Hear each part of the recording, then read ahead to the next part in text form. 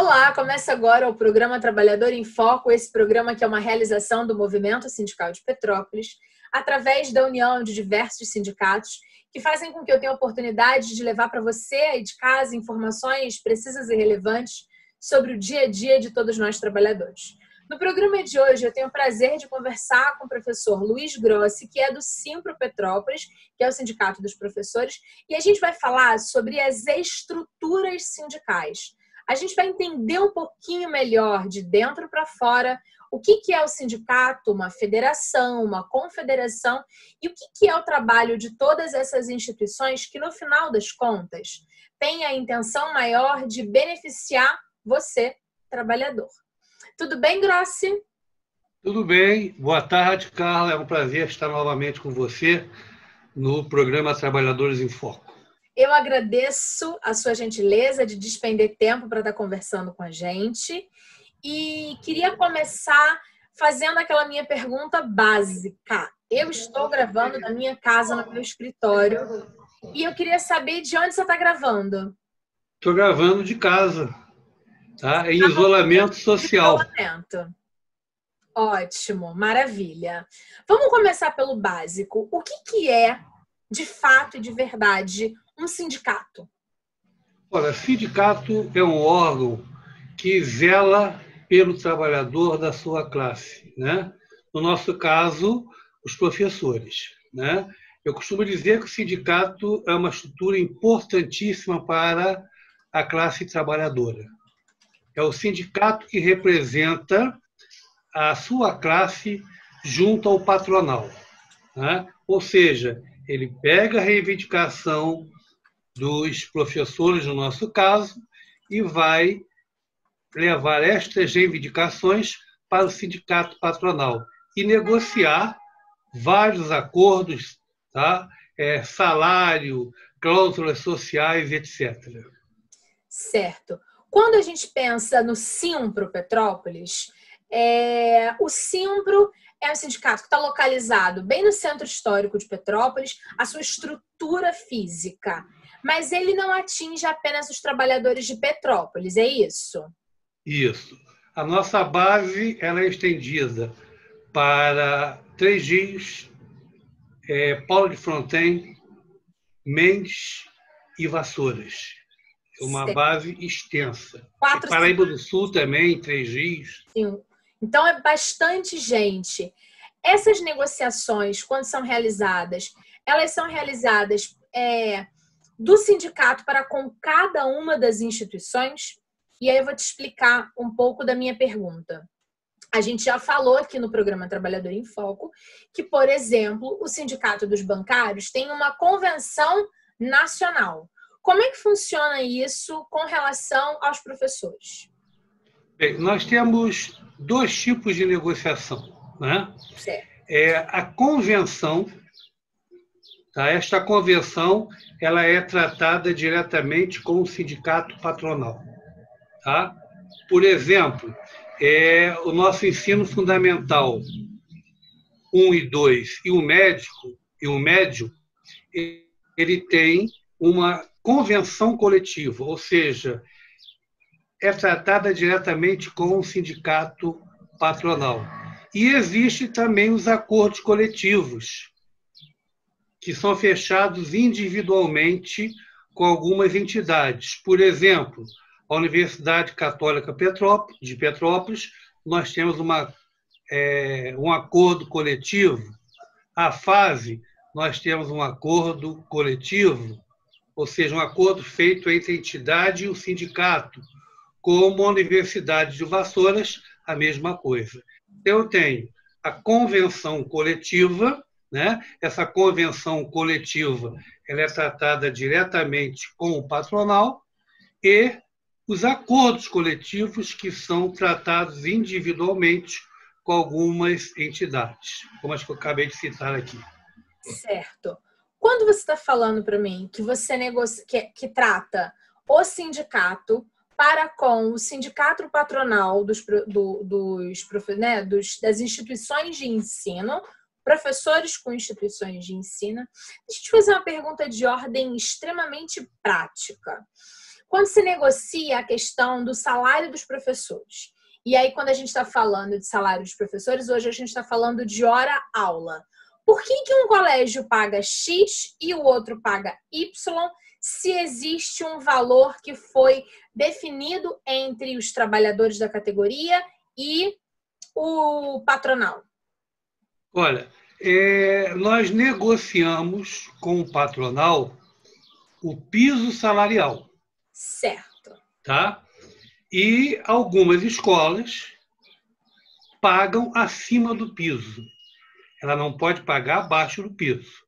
Então, o que o sindicato negocia com o patronal, tá, é justamente o piso salarial.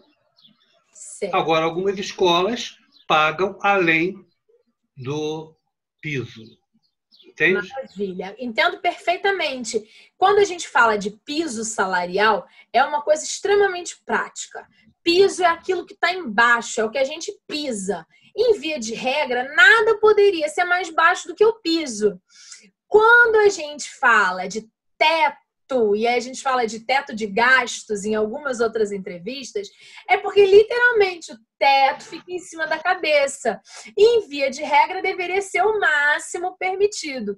Então vocês negociam o piso e algumas instituições entendem que o piso é pouco ou que vale a pena remunerar ou que podem remunerar melhor seus professores. E que pena que algumas ainda estão no piso. Seria ótimo que, né, percebesse o valor dos professores e também dos profissionais de outras tantas categorias. Agora, um sindicato não é apenas uma instituição que fica negociando valores de piso e teto. Tem muitas outras questões que são resolvidas e trabalhadas no dia a dia do sindicato. E eu queria que você falasse um pouquinho sobre isso para o nosso telespectador que até hoje, mesmo o programa Trabalhador em Foco, sempre falando um pouco nesse assunto, ainda não tenha entendido a importância do movimento sindical e dos sindicatos das categorias no dia a dia da sociedade.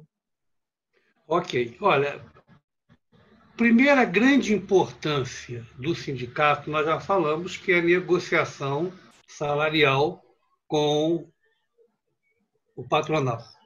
A segunda é a assistência jurídica que nós damos aos nossos associados. Certo. Você não pode imaginar o que nós temos de reclamações, tá, durante um ano. É um negócio assim assustador.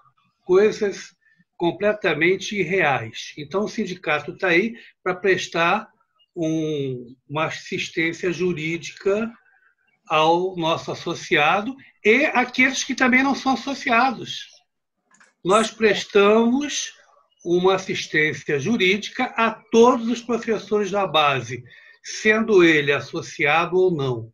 Eu acho que a gente tem de estar do lado do trabalhador, né? Essa assistência jurídica ela é fundamental para qualquer sindicato. E o Cibo Petrópolis, além disto, ainda tem uma participação social para com os professores. Tá? Nós temos diversos convênios médicos, onde o professor vai no sindicato, pega uma requisição, marca uma consulta por conta do sindicato.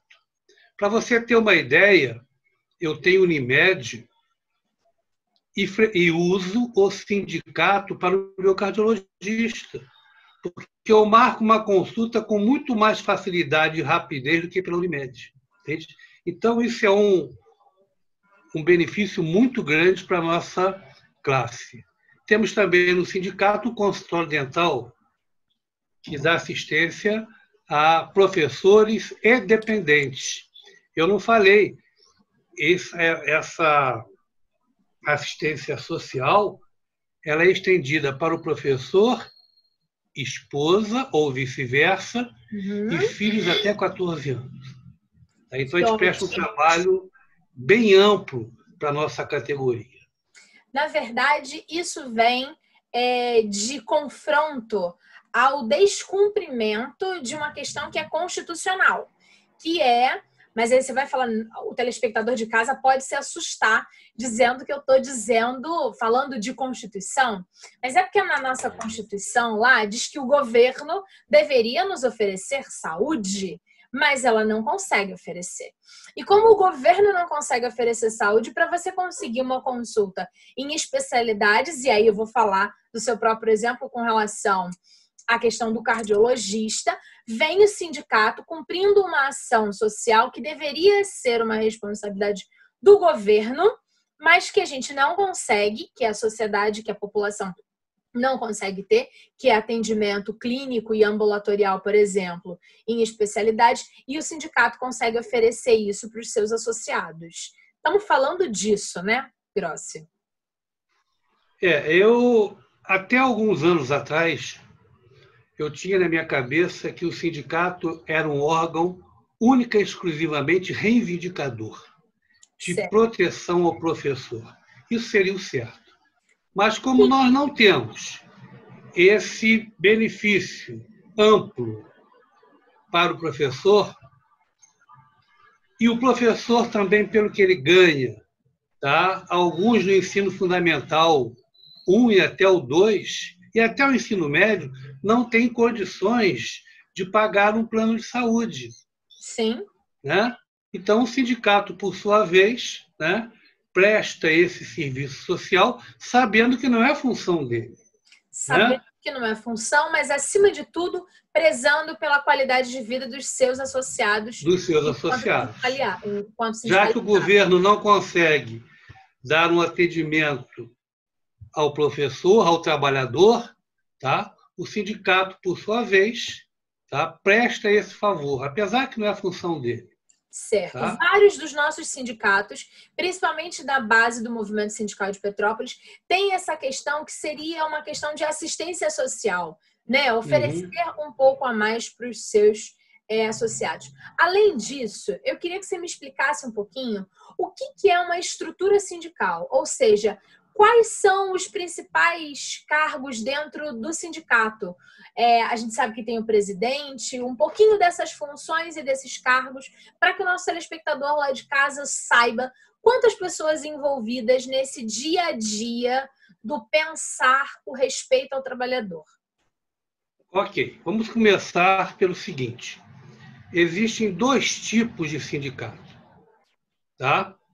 O presidencialista, onde você tem um presidente e os demais diretores, e o colegiado, onde, ao invés de um presidente, nós temos um coordenador.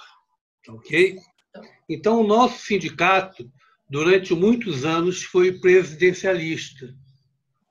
Mas o presidencialismo, ele é, às vezes, ingrato. Você pega um presidente aí meio louco, a verdade é essa, português claro, ele está arriscado a levar um sindicato à falência.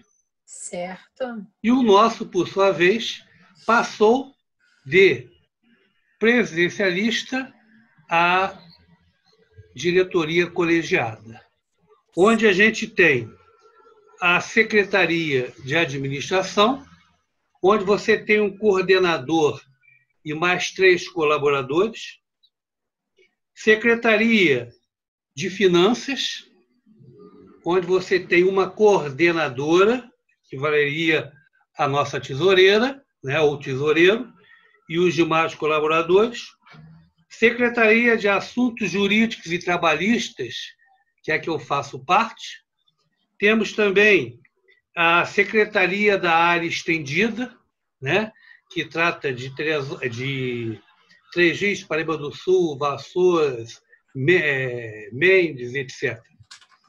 E o Conselho Fiscal, mais os suplentes de todas essas secretarias, dando um total, se não me falha a memória, de 34 diretores. De forma que, assim, não existe decisão unilateral. Não. Existe um grupo que pensa coletivamente suas ações estratégicas em prol de seus professores. Tudo trabalhado dentro de um colegiado. Tá? Isso é importantíssimo, né? Mas essa não é uma modalidade assumida por muitos sindicatos, não é verdade? Não, não. A maior parte dos sindicatos ainda é do sistema presidencialista, em que há o presidente, seu vice-presidente e sua diretoria estabelecida, não é isso? Isto, mas na base da nossa federação, que é composta por 10 sindicatos no Estado, a maioria deles já é colegiado. Quando você já trabalha com colegiado. Estamos falando da maioria dos sindicatos dos professores. De professores da nossa base, né? do Estado do Rio, que somam 11 sindicatos. Maravilha. A grande maioria já é colegiado. Interessante. Você acredita que esse seja um processo de evolução dos sindicatos? Eu acredito, sim. Porque não é um só mandando. É uma discussão dentro de um colegiado. Então, todos trocam uma ideia, vai por votação e aquele que ganhar levou. Entende? Então, Maravilha. Qualquer coisa tem de ser discutida dentro do colegiado. Não tem um presidente que bate o martelo. Existe um grupo de diretores, tá, trabalhando juntos em prol do sindicato e da sua classe. Legal. Sem autoritarismo de um presidente. Eu não estou generalizando, né? Nem todos os presidentes são autoritários, mas a gente sabe que existe alguns que são autoritários. Acha que está certo, bate o martelo e acabou. Como todos os lugares, né, professor? Todos os lugares. Sem vira e mexe, tem um que se acha um pouco mais, menos, e aí, sem perceber, mesmo nas estruturas sindicais, se estabelece um sistema um tanto quanto, um pouquinho mais ditatorial do que quando a gente tem um contexto como esse, que é um contexto de todo mundo decide junto. Eu acho muito interessante. Aqui, no programa Trabalhador em Foco, existe uma comissão que pensa nas pautas que nós trabalhamos, que por um acaso cresceu agora. Então, por exemplo, para você aí de casa que não sabe, cada pauta que eu trabalho aqui, para você aí de casa, eu tenho o Frederico Fadini dos professores, o Adriano Linhares dos vigilantes, o Jorge Mussel do vestuário, o Vanilton dos Santos, dos têxteis, e dos bancários eu tenho o Marcos Alvarenga e o Robson Voigt. Muito difícil falar sobre o nome dele. Mas são 6, né? São 6 pessoas que decidem e comungam os temas que a gente vai discutir, e eu acho que isso é muito importante porque não existe um apenas que indica e determina o que a gente aqui fala que é o movimento sindical. Então, já aqui no programa Trabalhador em Foco, já não temos mais presidencialismo. Seguimos nessa mesma questão de evolução. Além da estrutura... Pode falar. Sim, claro, pode falar. Grandes sindicalistas de Petrópolis, sem querer jogar confete. Eu tenho o imenso prazer de trabalhar com essa equipe há quase 7 anos. E agora estou muito feliz porque o Adriano Linhares e o Frederico Fadini entraram para a comissão e a gente... É sempre bom ter uma cabeça nova para repensar, para a gente discutir e conversar um pouquinho sobre pautas aqui para a gente levar para casa do nosso telespectador. Dando continuidade, professor, a gente tem a estrutura sindical e esse sindicato que pensa e trabalha em prol desse trabalhador, eles, na maior parte das vezes, são ligados a uma federação. Queria que você me explicasse o que é essa federação, para que o nosso telespectador lá de casa entenda um pouquinho melhor essa estrutura. Bem, vejam, a gente tem o sindicato, né, que representa a classe trabalhadora, né, da sua base, e a federação seria um conjunto de sindicatos, né? Por exemplo, a FETERJ, que é a Federação dos Trabalhadores de Estabelecimento do Estado do Rio de Janeiro, ela é composta de 11 sindicatos. Qual é a função dela? Orientar os sindicatos, ajudar os sindicatos, né? Ajudar, inclusive, na divulgação. Ela é importante. A nossa federação ela tem um trabalho jornalístico espetacular, ajudando a todos os sindicatos, né? Nós estamos agora, através do nosso sistema, nossa diretoria de comunicação, elaborando uma live entre todos os sindicatos, essa live entre todos os sindicatos do Estado do Rio, para discutirmos este tão comentado retorno às aulas. Tá? Essa live... tanto quanto assustador. Essa live, já vou adiantar, vai ser na quinta-feira, dia 20, às 18 horas. Nós teremos todos os coordenadores e presidentes dos sindicatos da nossa federação, com mais um representante da Fiocruz, discutindo esse retorno às aulas. E legal. Nós temos depois a nossa confederação. A federação tem essa questão de gerir um pouco do Estado, é isso? Isso. Maravilha. Sindicato, algumas cidades, federação, Estado, e aí por isso a importância, né, de várias cidades pensarem juntas. Mais uma vez, o que a gente sempre fala aqui no programa Trabalhador em Foco, uma andorinha sozinha não faz verão, um sindicato apenas não consegue, por exemplo, ser força suficiente para um governo do Estado. Agora, a federação já consegue, porque está falando a voz dos trabalhadores de todo o Estado. Estou certa, professor? Correto. É isso. Maravilha. Aí. E aí, federação, a gente entende essa questão de Estado. Acima disso tudo, abraçando isso tudo, a confederação. Confederação que é a nacional, que ela envolve várias federações e também os sindicatos. Tá? Legal. A nossa federação é a CONTE, tá? Que se encontra em Brasília, nossa sede é em Brasília, e ela tem aquele contato no meio político de Brasília, nas articulações no Congresso, nas articulações no Senado, nas articulações, de uma maneira geral, com os políticos de Brasília. Né? E é uma confederação muito respeitada junto ao meio político de Brasília. Maravilha.